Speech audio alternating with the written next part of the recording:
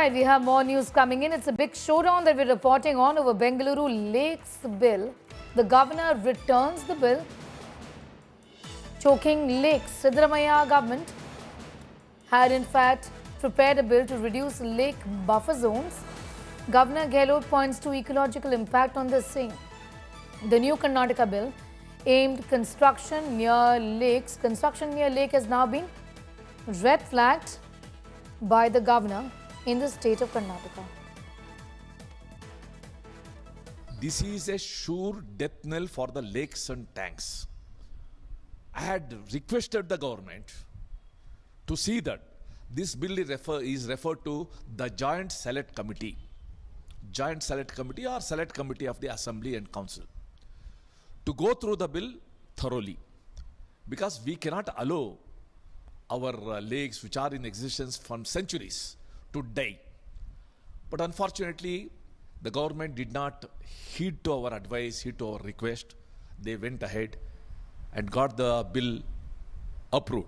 The government should see that the bill is discussed in the Joint Select Committee or a larger committee consisting of all the members of the Assembly and Council, and see that a healthy discussion, healthy decision is taken on this.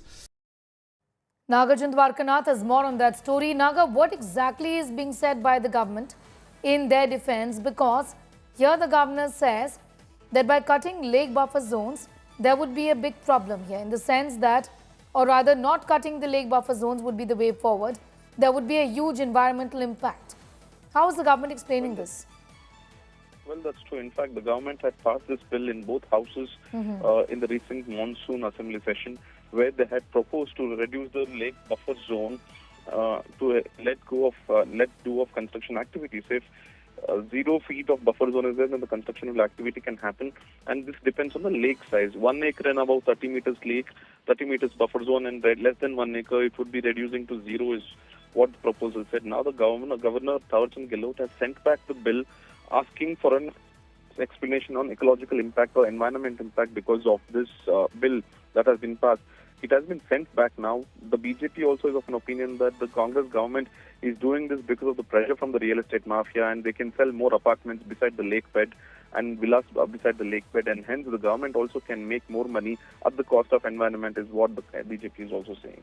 Absolutely, but there has to be, in fact, some sort of a balancing act that has to be done, given the kind of ecological devastation that we've seen as far as the lakes in Bengaluru city are also concerned, isn't it, Nagarjun? This has been, an issue that has been hitting headlines far too frequently for the manner in which the lakes have been completely choked up in the city.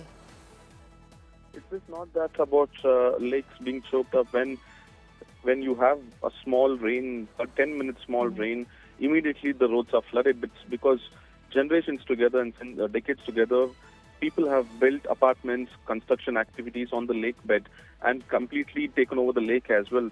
The Majestic bus stand, the main bus stand today in Bangalore, was once upon a time a lake. And we have seen in Bengaluru, in Yelahanka, many such flooding activities. Every time there's a 10-minute downpour, we have reported on the flooding activities in Bengaluru, and that's only because of these lake beds being encroached and buffer zone being violated. And now if the government is ensuring or bringing in a law to ensure that buffer zone is furthermore reduced, one can only imagine the environmental impact that it would have. Many apartments are already inundated when there's a small rain, and hence BJP and the governor is asking for an ecological impact or an environment assessment before passing the bill. That for the moment, Nagarjun Dwarkanath getting in those details, listening to what the BJP is now saying. This is a sure death knell for the lakes and tanks. I had requested the government to see that this bill is referred to the Joint Select Committee. Joint Select Committee or Select Committee of the Assembly and Council to go through the bill thoroughly, because we cannot allow our lakes which are in existence for centuries to die. But unfortunately, the government did not heed to our advice, heed to our request. They went ahead and got the bill approved. The government should see that the bill is discussed with the joint select committee or a larger committee containing consisting of all the members of the assembly and council, and see that a healthy discussion, healthy decision is taken on this.